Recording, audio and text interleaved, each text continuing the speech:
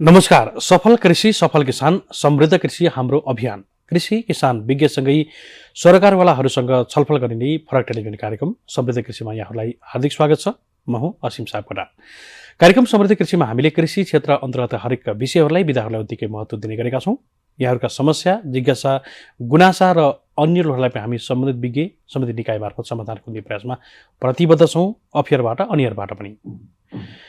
आज हामीले समृद्धको पथ खोज्ने क्रममा चाहिँ नेपालमा फस्टाउँदै गरेको होमस्टे व्यवसाय र होमस्टेलाई हामीले अब गर्नुपर्ने व्यवस्थापनका कुराहरू र होमस्टेलाई हामीले विशेष गरी कृषि पर्यटनसँग जोड्दै गर्दा चाहिँ हाम्रा पहिचान, हाम्रा रहनसहन लगायतका कुराहरूलाई पनि सँगसँगै जोडेर समृद्ध आर्जन कसरी गर्ने, आन्तरिक र बाह्य पर्यटकलाई चाहिँ होमस्टेले कसरी चाहिँ सेवा दिन सक्छन् र साँच्चीकै आन्तरिक र बाह्य पर्यटकहरू चाहिँ होमस्टेमा कसरी आकर्षित हुन सक्छन् भन्ने खालको विषयलाई आजको हामीले सन्दर्भ जोड्ने प्रयास गरेका छौँ। हुन त होमस्टेलाई घरवास भन्दै गर्दा हामीले परापूर्व कालदेखि नै हाम्रा जिजुबाजेहरूको पालादेखि नै एक ठाउँबाट अर्को ठाउँमा जाँदै गर्दा बास माग्ने र बास बस्ने खालको चलन छँदै नै थियो। त्यसको अलिकति परिमार्जित रूपमा चाहिँ होमस्टे पछिल्लो समयमा चाहिँ नेपालमा पनि फस्टाउँदै गरेको क्रम छ र अहिले करिब नेपालमा चाहिँ धेरै जिल्लाहरूमा चाहिँ होमस्टेले वर्चस्व कायम गरिराखेको परिदृश्य र यसलाई हामीले समृद्धसँग कसरी जोड्न सकिन्छ र हाम्रा रैथाने उपजहरूसँग हाम्रा खानाहरूसँग चाहिँ कसरी जोड्न सकिन्छ भन्ने खालको विषयलाई महत्त्वपूर्ण विषयलाई आजको श्रृङ्खलामा जोड्ने प्रयास गरेका छौँ। नेपालमा होमस्टेको प्रबन्धनको लागि विभिन्न सङ्घ संस्थाहरूको उत्तिकै महत्त्व रहेको छ। यसै मध्येमा चाहिँ होमस्टे महासङ्घ नेपालले चाहिँ पछिल्लो समयमा चाहिँ देशैभर रहेका होमस्टे व्यवसायीहरूलाई एकबद्ध गर्दै थप व्यवस्थित र व्यवसाय कसरी बनाउन सकिन्छ भन्ने लगायतका विषयमा गोष्ठी तालिम लगायत चाहिँ विभिन्न खालका अवेरनेस पनि गर्दै आएको छ। आज हामीले होमस्टे महासङ्घ नेपालका केन्द्रीय कोषाध्यक्ष सुरज वास्तुलालाई स्टुडियोमा निम्त्याएका छौँ। उहाँको उपस्थित भइ पनि सकेका छ। उहाँलाई स्वागत गर्नुभन्दा अगाडि होमस्टेको समग्र अवस्था र होमस्टेमा हामी जाँदा चाहिँ ध्यान दिनुपर्ने कुराहरूको विषयमा हामी छोटोमा एउटा रिपोर्ट बनाएका छौँ। यो रिपोर्ट राख्छौँ। रिपोर्टभन्दा पछाडि पुनः आउँछौँ। हामीसँगै रहनुहोला।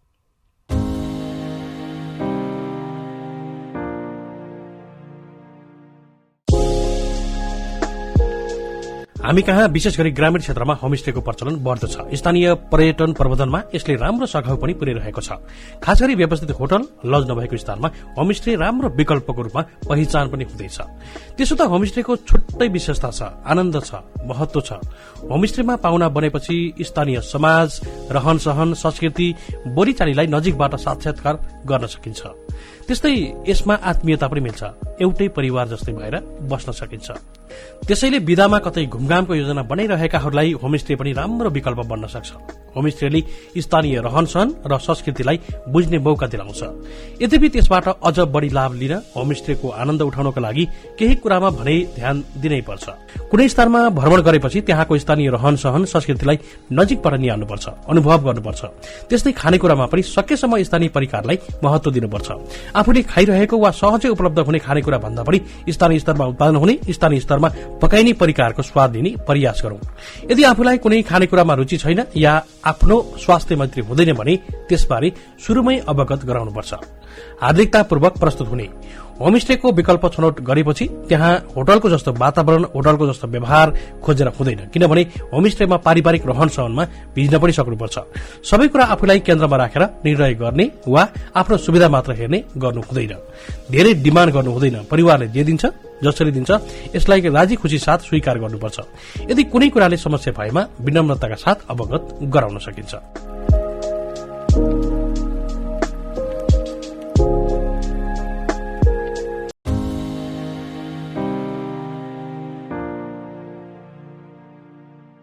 हजुर, हामीले रिपोर्टमा छोटो केही जानकारी दिने प्रयास गरेका थियौँ। हुन त रिपोर्टको धेरै कुराहरू अपुग्नै छ। यद्यपि हामी यही नै विषयमा कार्यक्रम अवधिभर नै छलफल गर्दैछौँ। हामीले अगाडि पनि भनिसकेका छौँ। होमस्टे महासङ्घ नेपालका केन्द्रीय कोषाध्यक्ष सुरज वास्तुला हामीसँग हुनुहुन्छ। हामी उहाँसँग यिनै विषयमा सवाल जवाफ गर्दैछौँ। सुरजी नमस्कार, यहाँलाई स्वागत छ। हजुर धन्यवाद, नमस्कार। आराम हुनुहुन्छ? एकदम ठिक। अलि व्यस्त हुनुहुन्छ है अहिले पछिल्लो समयमा? व्यस्तता अलिअलि बढेको छ। यो ग्रामीण पर्यटन होमस्टे अभियानलाई देशैभरि लिएर जाने अभियानमा जोडिएका छौँ। यसले गर्दाखेरि अलि व्यस्तता हुनु स्वाभाविक नै हो। हुन त नेपालमा पनि होमस्टेको सुरुवात अलि देखिन्छ। यद्यपि 2067को होमस्टेको प्रबन्धनको लागि सरकारबाट विभिन्न खालका कार्यविधि बने पछाडि अलि बढी चर्चा भएको देखिन्छ है अहिले स्थानीय स्तरमा समेत है। पक्कै पनि हजुरले भने जस्तै हो, तर नेपालमा होमस्टे 67 पछि मात्र सुरु भएको भन्ने आधार छैन। त्योभन्दा अगाडि पनि सुरुवात भएको छ। अघि हजुरले सुरुवात गर्ने क्रममै भन्दै गर्दाखेरि पनि मैले महसुस गरेको थिएँ, हिजो पनि मानिस एक ठाउँबाट अर्को ठाउँमा जानु पर्थ्यो, यातायातको साधनहरू थिएन होइन, अलि विकटता। अहिले पनि यस्तो अवस्था छ भनेदेखि चाहिँ मान्छे हिँड्दै गर्दा बेलुका साँझ पर्छ, साँझ परेपछि त बास बस्नै परिहाल्यो। त्यो भनेको गाउँलेको घरमा या कतै चाहिँ बास माग्ने नै हो। बास मागेर बस्ने क्रममा चाहिँ हिजोको होमस्टे त्यसरी अगाडि बढिरहेको अवस्था थियो भनेदेखि त्यहाँ चाहिँ पैसाको चाहिँ हुँदैन थियो के भन्दा कारोबार हुँदैन थियो, आर्थिक कारोबार चाहिँ हुँदैन थियो। त्यहाँ चाहिँ काम गर्दै गर्दाखेरि चाहिँ पाहुनाले चाहिँ त्यो घरको अवस्था देखेर होइन, उनीहरूको चाहिँ त्यो लवाई खुवाई देखेर चाहिँ केही आफूसँग भएका चिजबिजहरू चाहिँ त्यो घरलाई चाहिँ छोड्ने चाहिँ पापाको रूपमा के मायाको चिन्हको रूपमा छोड्ने क्रम चाहिँ हिजोको दिनमा थियो। र यसलाई निरन्तरता दिँदै अलिकति व्यवसायिक गर्नुपर्छ भनेर चाहिँ स्याङ्जा जिल्लाको सिरुबारीमा स्वर्गीय क्याप्टेन रुद्रमान गुरुङले चाहिँ संस्थागत रूपमा होमस्टेलाई अगाडि बढाउनु भयो। यो चाहिँ 2054को कुरा छ। 2054बाट चाहिँ नेपालमा चाहिँ होमस्टे पर्यटनलाई संस्थागत रूपमा अगाडि बढाउनको लागि चाहिँ स्वर्गीय क्याप्टेन रुद्रमान गुरुङले सुरु गर्नुभयो। त्यसकै सिको 56मा घलेगाउँमा भयो र 67मा चाहिँ नेपाल सरकारले जब होमस्टे सञ्चालन कार्यविधि ल्याउँदै गर्दा चाहिँ त्यो बेलामा चाहिँ तत्कालीन समयमा चाहिँ नेपाल भ्रमण वर्ष 2011 मनाउन लागिराखिएको थियो। 2011मा चाहिँ 10 लाख पर्यटक लिएर आउने र नेपालमा राख्ने भन्दै गर्दाखेरि चाहिँ तत्कालीन समयको चाहिँ होटल रिजोर्टहरूको चाहिँ क्यापेसिटी हेरियो। यदि पर्यटक 10 लाख आइहाले भनेदेखि हाम्रा होटल रिजोर्टले चाहिँ क्षमता अलि नधान्ने र नेपाल आइसकेपछि नेपाल चिनाउनुपर्छ, नेपालको ग्रामीण बस्तीमा पनि पर्यटकलाई पुर्याउनुपर्छ भनेर नेपाल सरकारले चाहिँ होमस्टे सञ्चालन कार्यविधि 2067 बनाएपछि अगाडि बढ्यो। त्यो सँगसँगै चाहिँ आज देशैभर होमस्टेको लहर छाएको छ। त्यो अलिकति ग्यापिङ भयो नि, जस्तो 54 र 56 पछाडि 67को त्यो बिचमा पनि होमस्टेहरू केही मात्रामा सञ्चालन त आएकै हुने है। आएका थिए। अब राज्यको तपाईँको राजनीतिक घटनाक्रम होइन, धेरै कारणहरू त्यहाँ जोडिएका छन्। समग्र पर्यटन व्यवसाय नै धरापमा परिरहेको अवस्था जुन थियो, त्यो कारणले गर्दाखेरि पनि होला सायद त्यो बिचमा चाहिँ त्यति चर्चामा आउन सकेनन्। जो आफ्नो आफ्नो बलबुताले अगाडि बढ्नु भएको थियो उहाँहरूले आफ्ना गतिविधिहरू ग्रामीण पर्यटनलाई अगाडि बढाउनु नै भयो। तर पनि अलिकति अब नेपालमा अर्को व्यवस्था परिवर्तन पश्चातको चाहिँ सरकारबाट चाहिँ जुन कार्यविधि बनिसके पश्चात चाहिँ होमस्टेलाई अलिक व्यवस्थित गर्ने काम चाहिँ भएको छ। देशैभर होमस्टे व्यवसाय गर्ने व्यवसायीहरूले आफ्नो बल जगतले चाहिँ के गर्नुपर्छ गरिराख्नु भएको छ। यद्यपि यो मापदण्ड र स्तरको कुराकानी गर्दै गर्दा अहिले नेपालमा भइराखेका होमस्टेको स्तर चाहिँ कस्तो छ अथवा कुन मापदण्डमा चलेका छन्? यस्तो छ, त्यसमा चाहिँ कार्यविधिले व्यवस्था गरेको छ। नेपालमा दुई किसिमले होमस्टे सञ्चालन गर्न पाइन्छ। एउटा व्यक्तिगत रूपमा मेरो आफ्नो घरमा म चाहिँ आफ्नो होमस्टे खोल्छु भन्दाखेरि निजी होमस्टे सञ्चालन गर्न सकिन्छ, आफ्नो व्यक्तिगत घरमा गर्न सकियो। त्यसमा बढीमा 4वटा कोठा राख्न पाइन्छ पाहुनाको लागि। भनेदेखि अर्को समुदाय स्तरमा नेपालको सन्दर्भमा चाहिँ अलिक बढी फस्टाएको र अलिक चलेको, अलिक चर्चामा आएको र समुदायलाई नै माथि उठाउनको लागि चाहिँ अगाडि बढेको भनेको चाहिँ सामुदायिक होमस्टेहरू छन्। जुन सामुदायिक होमस्टे सञ्चालन गर्नको लागि चाहिँ कम्तीमा 5 घर परिवार मिल्नुपर्छ। एउटा समुदायको, एउटा गाउँको, एउटा टोलको 5 घर परिवार मिलिसकेपछि चाहिँ उहाँहरूले चाहिँ एउटा व्यवस्थापन समिति गठन गरेर त्यो व्यवस्थापन समिति मार्फत चाहिँ सञ्चालन गरेका होमस्टे चाहिँ सामुदायिक होमस्टेहरू हुन्। अब आजको सन्दर्भमा भन्नु नै पर्दाखेरि नेपालको अहिले 68वटा जिल्लामा होमस्टेहरू पुगिसक्नु भएको छ। हाम्रो रेकर्डमा होमस्टे महासङ्घको रेकर्डमा आएको हुन चाहिँ 70-72 जिल्लामै पुगेको छ भन्ने मलाई लागेको छ। तर हामीसँग आबद्ध हुनुभएको साथीहरू 68 जिल्लाको हुनुहुन्छ र त्यसमा करिबन 1000 भन्दा बढी गाउँहरू सामुदायिक रूपमा अगाडि बढेका छन्। एउटा सामुदायिक होमस्टे 5 घर, 7 घर, 10 घर, 12 घर, 15 घर, कहीँ 43 घरसम्म पनि हुनुहुन्छ।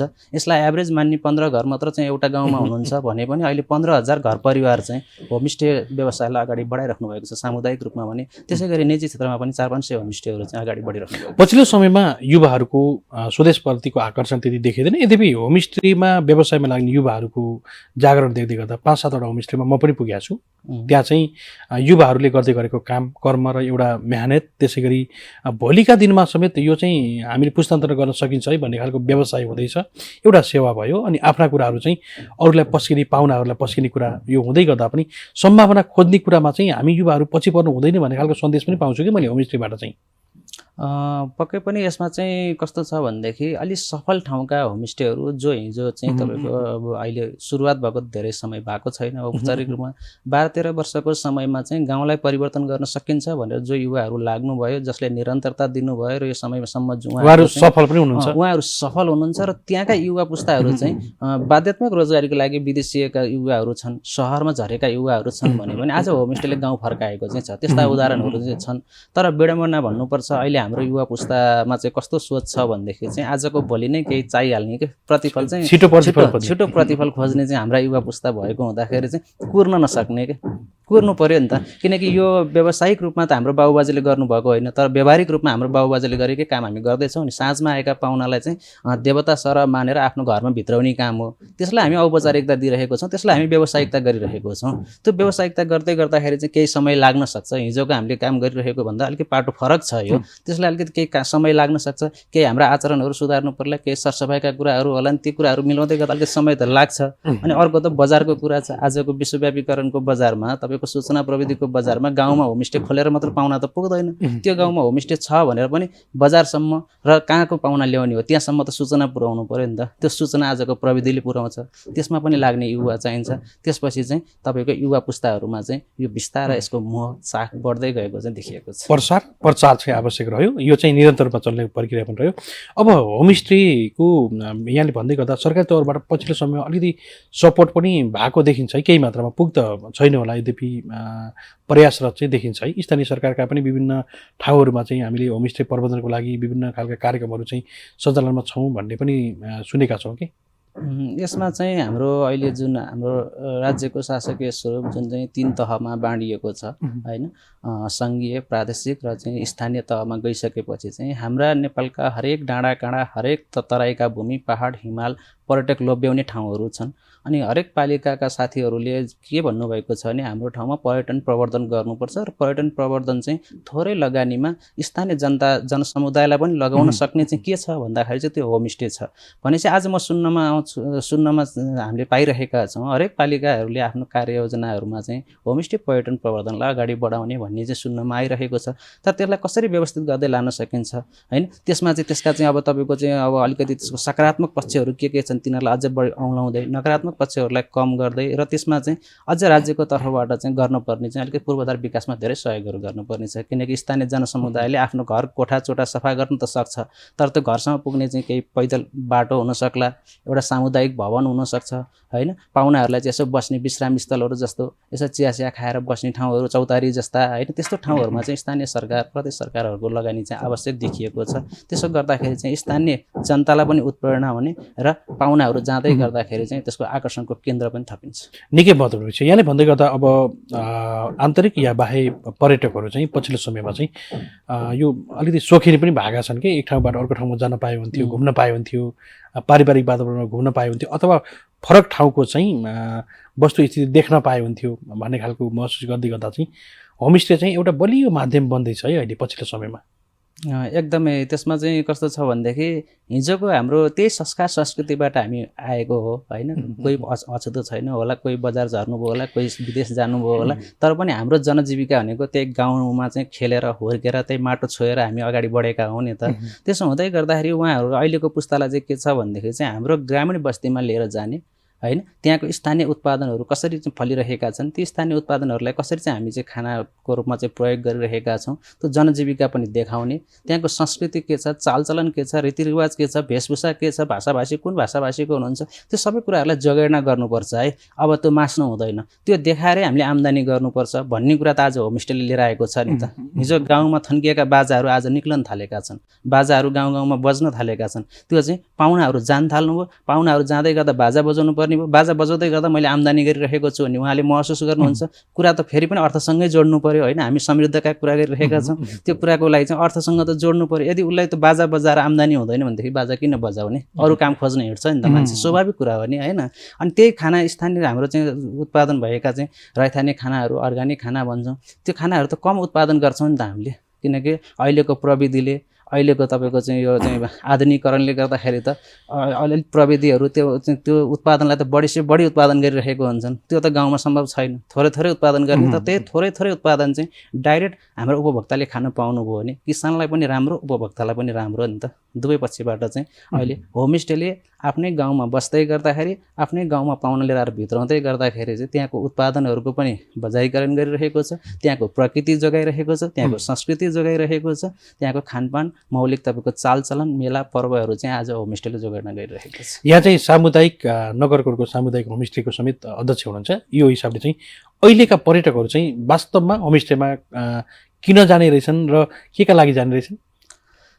यस्तो छ, उहाँहरूलाई अघि पनि हामीले कुराकानीमा आइसकेको छ होइन। अलिकति अब बजारीय खानेकुराभन्दा बाहिर रैथाने खानेकुराहरूमा चाहिँ चाख बढेको छ र यो चाहिँ विषादीयुक्त तरकारीहरू भन्दा तपाईँको विषादी नहालेको गाउँको चाहिँ तपाईँको चाहिँ गाईबस्तुको मलमूत्र राखेको चाहिँ तरकारीहरू चाहिँ खान चाहिँ अहिले रुचाउने देखिएको छ। मान्छेहरू अहिले पछिल्लो समयमा विभिन्न कारणहरूले गर्दा होला आफ्नो स्वास्थ्यप्रति पनि सजग भइराख्नु भएको छ।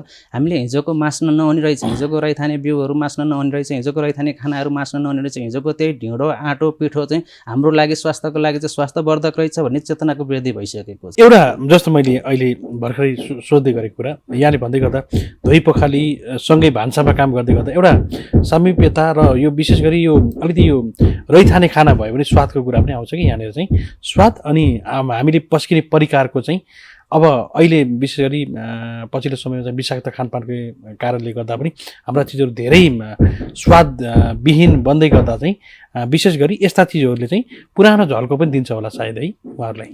दिन्छ। अब अहिलेको युवा पुस्ता भनौँ उहाँहरू चाहिँ अलिकति सहर केन्द्रित भएको र आजको चाहिँ सूचना प्रविधिले गर्दा अलिकति बढी चिजहरू चाहिँ हेर्ने होइन, त्यो नयाँ चिजहरूमा चाहिँ चाख राख्दै गरेको अवस्था रहँदाखेरि पनि तर हिजो हामीले गरेको कुरा त त्यही थियो नि त। त्यही गाउँमा चाहिँ खेलेर हुर्केर होइन, तपाईँको त्यहीँ गाई बस्तुको मलमूत्रहरू बोकेर चाहिँ सागसब्जीहरू लगाएको त्यो कुरा त सम्झन्छ नि त मान्छेले। सम्झँदै गर्दाखेरि आफ्नो पुस्तान्तरण गर्नुपर्छ है, हिजोको हाम्रो भोगाइ पनि यही हो भनेर आफ्नो बालबच्चाहरूलाई नि सिकाउनुपर्छ है भन्ने अवेरनेस चाहिँ अहिले बढेको छ। जति पनि स्कुल कलेजहरूबाट पनि भ्रमणहरू लिएर जानुहुन्छ होइन, सोसल वर्कका क्याम्पहरू हामीको होमस्टेहरूमा आउँदै गर्दाखेरि उहाँहरूले चाहिँ यहाँको रैथाने हाम्रो चाहिँ खेतबारीमा के काम भइरहेको छ त्यो काममा यिनीहरूलाई लगाउनुपर्छ है। अहिलेकै बच्चाहरूले त बिर्सिसके है भन्ने हिसाबले चाहिँ आज होमस्टे एउटा सिकाइको केन्द्र पनि बनिरहेको छ कि नेपालका होमस्टेहरूमा जाँदै गर्दा विभिन्न ठाउँका होमस्टेहरू विभिन्न जाति समुदायहरूले सञ्चालन गरिराख्नु भएको छ। उहाँहरूको जाति समुदायको वेशभूषा, खानपान, चालचलन, रहनसहन देखाउँदै गर्दाखेरि चाहिँ एउटा सिकाइको केन्द्रको रूपमा पनि अगाडि बढेका छन्। यो चाहिँ निरन्तर रूपमा आवश्यक पनि छ एकदमै नयाँ पुस्तालाई पुस्तान्तरण गर्न। हजुर। अब अलिकति व्यक्तिगत र संस्थागत कुरा गर्न चाहन्छु मैले। यहाँहरू एउटा यस्तो जागरणमा लाग्नु भएको छ युवाहरूलाई अन्य एउटा प्रेरित दिने, त्यसै गरी होमस्टे क्षेत्रमा लाग्न चाहनेको लागि तालिम गोष्ठी लगायत यहाँहरूले एउटा सही कन्सल्टेन्ट गर्ने काम पनि गर्नुभएको छ। होमस्टे महासङ्घ नेपालले पछिल्लो समयमा गर्दै गरेका गतिविधि र यहाँहरूले अहिले गर्दै गर्नुभएका कुराहरू र आगामी दिनमा के गर्दै हुनुहुन्छ र विशेष गरी होमस्टे क्षेत्रमा जोडिन चाहनेहरूको लागि यहाँको सुझाव के छ? हाम्रो होमस्टे महासङ्घ नेपालको स्थापनाको कुरा अलिकति म गर्न चाहन्छु। जब 2067मा राज्यले कार्यविधि बनाइसकेपछि कार्यविधिमै व्यवस्था थियो कि होमस्टे एसोसिएसन नेपालको स्थापना गर्न सकिनेछ भनेर जुन व्यवस्था थियो त्यो व्यवस्थामै टेकेर 2070 सालमा चाहिँ होमस्टे एसोसिएसन नेपालको तदर्थ कमिटी बनेर चाहिँ हाम्रा होमस्टेका गतिविधिहरू र होमस्टेका समस्या समाधानका लागि कहाँ के गर्न सकिन्छ भनेर होमस्टे कर्मीहरूकै एउटा छाता सङ्गठनको रूपमा स्थापना भयो र त्यसले चाहिँ अगाडि बढ्दै गर्दाखेरि आफ्नो कामहरू निभाउँदै गर्दा बिचमा तपाईँको एउटा महाविनाशकारी भूकम्प पनि खेप्नै पर्यो, पछि कोभिड-19 जस्तो घटना पनि हामीहरूले चाहिँ देख्न पर्यो। त्यसले गर्दा समग्र पर्यटन उद्योगलाई नै अलिकति पछाडि धकेलेको पनि अवस्था छ र अहिले चाहिँ आउँदै गर्दाखेरि राज्यको शासकीय स्वरूप पनि 3 तहमा गइसकेपछि सङ्घीय, प्रादेशिक र चाहिँ पालिका स्तरमा भइसकेपछि चाहिँ हाम्रो होमस्टेहरू पनि आज 68 वटा जिल्लामा फैलिएका छन्। विकट दूर दराजदेखि चाहिँ सुगम ठाउँसम्म पनि होमस्टेहरू छन्। यी होमस्टेहरूको हकहितको लागि बोल्नको लागि एउटै संस्था हुँदै गर्दा चाहिँ अलिक गाह्रो हुन्छ, केन्द्रमा मात्र हुँदाखेरि गाह्रो हुन्छ भनिसकेपछि हामी महासङ्घीय ढाँचामा गयौँ। 2078बाट चाहिँ हामीहरू चाहिँ होमस्टे महासङ्घ नेपालको परिकल्पना स्वरूप अगाडि बढिरहेका छौँ। त्यसो हुँदै गर्दाखेरि आज हाम्रो 7वटा प्रदेशमा चाहिँ पारदर्शिक संरचना छ महासङ्घको र आज सम्भव भएका पालिकाहरूमा जहाँ चाहिँ होमस्टेका गतिविधि अलिक बढी सङ्ख्यामा बढेका छन्, 5 भन्दा बढी संस्थागत होमस्टेहरू भएका पालिकाहरूमा चाहिँ हाम्रो चाहिँ पालिकाको महासङ्घको संरचना पनि रहेको छ। त्यसो हुँदै गर्दाखेरि आज चाहिँ हाम्रा चाहिँ दूरदराजका होमस्टेहरूको समस्या पनि केन्द्रसम्म आइरहेको आइरहेका छन्, कुन ठाउँमा कस्तो समस्याहरू परिरहेका छन्, ती होमस्टेहरूलाई अगाडि बढाउन के गर्नुपर्छ भन्ने एउटा यो त अब स्वयंसेवकै संस्था त हो नि। हामी होमस्टे कर्मीहरूले नै जन्माएको चाहिँ संस्था हो, हामी होमस्टे कर्मीकै हक हितको लागि काम गर्ने संस्था नै हो। यो संस्थाले चाहिँ आज राज्यसँग गर्नुपर्ने, सरकारसँग गर्नुपर्ने, प्रादेशिक सरकारसँग र स्थानीय सरकारसँग गर्नुपर्ने काममा चाहिँ एउटा मध्यस्थकर्ताको काम गर्ने हो। आफैले काम लिएर जाने होइन कि कतै तालिमहरूको आवश्यकता छ, तिम्रो पालिकाबाट कार्यक्रम गर्नु पर्यो हैन, अनि कतै चाहिँ तपाईँको चाहिँ कुनै चाहिँ पूर्वाधार विकासको लागि चाहिँ काम गर्नुपर्ने छ भनेदेखि चाहिँ यो पूर्वाधार विकास चाहिँ फलानु यो ठाउँको होमस्टेलाई गर्नुपर्छ भन्ने हिसाबले चाहिँ हामीले आफ्नो तत्त ठाउँबाट चाहिँ लबिङ। हामी अन्तिम खण्डमा छौँ। एउटा सरकारको जुन कार्यक्रममा अहिले पछिल्लो समय प्राथमिकता पर्दै गर्दा पनि सरकारले अझै गर्नुपर्ने केही कुराहरू छन् भन्ने यहाँहरू जस्तै व्यवसायीहरूले गुनासो पनि गर्नुहुन्थ्यो। के छन् सरकारले ठ्याक्कै अहिले करेन्ट गर्नुपर्ने विषयहरू? यसमा त अब होमस्टे सञ्चालन गर्ने त तपाईँको ग्रामीण भेगका जनसमुदायहरूले नै हो। अझ पनि यो होमस्टे नेपालको पर्यटन क्षेत्रको कान्छो सङ्गठन हो कि होमस्टे विधा भनेको व्यावसायिक रूपमा आएको कान्छ, तर संस्था हेर्ने हो भने परापूर्व प्राचीन कालदेखि नै सुरुवात भएको होमस्टेबाटै सुरुवात भएको देखिन्छ। तर पनि व्यावसायिकता लिएको यो कान्छ सङ्गठन भएको हुँदाखेरि चाहिँ अलिकति जनताहरूलाई अवेरनेसका कार्यक्रमहरू सरकारको तर्फबाट, पालिका स्तरको तर्फबाट चाहिँ सञ्चालन गर्नुपर्ने, जुन चाहिँ क्षमता अभिवृद्धिका तालिमहरू हुन सक्छन्, गोष्ठीहरू हुन सक्छन्, यस्तो काम एउटा गर्नुपर्ने छ। अनि अर्को चाहिँ अहिले प्रादेशिक रूपमा चाहिँ कार्यविधिहरू बन्दै गर्दाखेरि होमस्टे सञ्चालनका कार्यविधिहरू बन्दै गर्दा एकरूपता आइरहेको छैन। यो सङ्घीय सरकारले तयार गरेको कार्यविधिमा एकरूपता थियो, 67 को कार्यविधिले एकरूपता बोल्थ्यो भने आज तपाईँको कुनै प्रदेशले चाहिँ 2 वा 2 भन्दा बढी घरहरूलाई नि सामुदायिक होमस्टे भनेको छ र 5 वा 5 भन्दा बढी घरहरूलाई नि सामुदायिक भनेको छ। केही मत भिन्नता देखिएका छन्, किनकि त्यो चाहिँ एकरूपता कायम हुनुपर्छ भन्ने चाहिँ हाम्रो चाहिँ होमस्टे महासङ्घले चाहिँ त्यो कुराहरू उठाइरहेको अवस्था पनि छ। र अर्को चाहिँ अब हाम्रा होमस्टेहरू सुगममा त छैन, सबै दुर्गममा छन्। त्यो ठाउँसम्म पुग्नको लागि सामान्य किसिमको अब त्यसमा चाहिँ पक्की मोटर बाटो चाहिन्छ भन्न खोजिएको छैन कि तपाईँको मान्छे सहज तरिकाले पुग्न सकोस्। पैदल हिँडेर नै हुनसक्छ, पदयात्रा गरेर जान सक्ने पैदल मार्गहरू हुन सक्लान् होइन, बाटो कच्ची मोटर बाटोहरू हुन सक्लान्। त्यसको सहजताको कुराहरू र गाउँठाउँमा चाहिँ गर्नुपर्ने केही सार्वजनिक सम्पत्तिहरू निर्माणका कुराहरू क्या, जस्तै सामुदायिक भवनहरू, सांस्कृतिक भवनहरू हुनसक्छ।